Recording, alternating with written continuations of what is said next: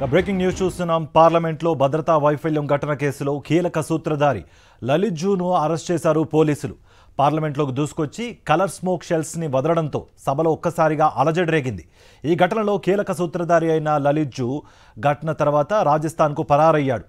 దీంతో అతని కోసం వేట మొదలుపెట్టిన పోలీసులు ఎట్టకేలకు రాజస్థాన్లో అతన్ని అరెస్ట్ చేశారు. ఈ కేసులో ఇప్పటి వరకు 7గురిని అరెస్ట్ చేశారు పోలీసులు.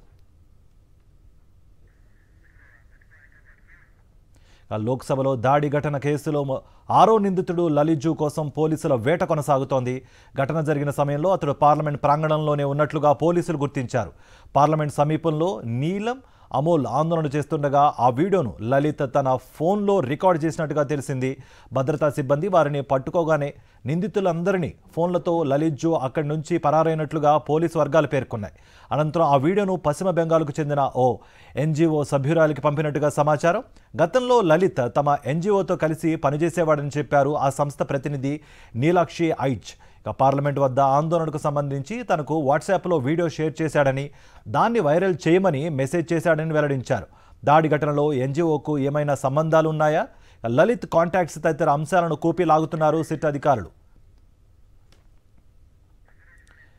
ఇదే అంశానికి సంబంధించి మరింత సమాచారం మా ఢిల్లీ ప్రతినిధి వెంకటేష్ అందిస్తారు. వెంకటేష్, పార్లమెంటు భద్రతా వైఫల్యం కేసులో మాస్టర్ మైండ్ గా భావిస్తున్న లలిత్ జాను పోలీసులు అరెస్ట్ చేశారు. ఈ రోజు ఆయన పోలీసుల ముందు లొంగిపోవడంతో వారిని అరెస్ట్ చేసి ఢిల్లీ స్పెషల్ బ్రాంచ్ పోలీసులకు అప్పగించారు. సో అతన్ని పోలీసులు ప్రస్తుతం విచారణ చేస్తున్నారు.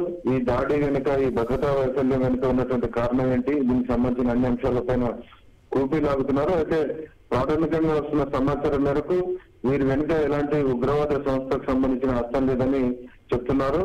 కేవలం దేశంలో పెరిగిపోతున్నటువంటి నిరుద్యోగం, అలాగే రైతుల సమస్యలు, మణిపూర్ హింస, ఈ 3 అంశాలపైన పార్లమెంట్ లో సరైన చర్చ జరగడం లేదు. కనుక ఖచ్చితంగా ఈ అంశంపైన చర్చ జరపాలనేటువంటి ఉద్దేశంతోనే ఈ రకమైనటువంటి చర్యకు పాల్పడినట్లుగా అనధికారికంగా సమాచారం వస్తుంది. పోలీసులు దీనిపైన ఇంకా అధికారిక ప్రకటన చేయాల్సినటువంటి అవసరం ఉంది. ఇప్పటికే అరెస్ట్ చేసిన వారందరినీ కూడా పోలీస్ రిమాండ్ కి ఇచ్చారు. సో పోలీస్ ఇన్వెస్టిగేషన్, ఇంట్రాగేషన్ కొనసాగుతుంది. సో పోలీస్ ఇంట్రాగేషన్ పూర్తయిన తర్వాత దీనిపైన ఒక అధికారిక ప్రకటన వెలువడేటువంటి అవకాశం కనబడుతుంది.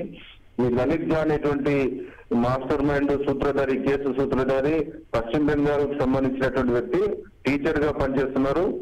ఫ్యాన్స్ ఆఫ్ భగత్ సింగ్ అనేటువంటి ఒక ఫేస్బుక్ పేజీ ద్వారా వీరందరూ దీనికి సంబంధించినటువంటి కేసులో ఉన్న వారందరూ కూడా కలుసుకుని ఈ రకమైనటువంటి ఒక దందుడుకు చర్యకు పాల్పడ్డారు. లోక్సభలో ఒక స్మోక్ ప్రొటెస్ట్ చేయడం ద్వారా మొత్తం ఇష్యూని, ఈ 3 సమస్యలను దేశంలో పెద్ద ఎత్తున చర్చకు తీసుకురావాలనే ఉద్దేశంతోనే ఈ ఘటనకు పాల్పడినట్లు వారు అనధికారికంగా సమాచారం వస్తుంది. కానీ పోలీసులు ఈ కేసులో మరింత లోతైనటువంటి ఇన్వెస్టిగేషన్ చేస్తున్నారు. మీరు చెప్తున్న కారణం ఇదేనా, లేదంటే ఏదైనా ఉగ్రవాద సంస్థతో సంబంధాలు ఉన్నాయా అనే దిశగా ప్రస్తుతం దర్యాప్తు జరుగుతోంది. Right Venkatesh, thank you for the update.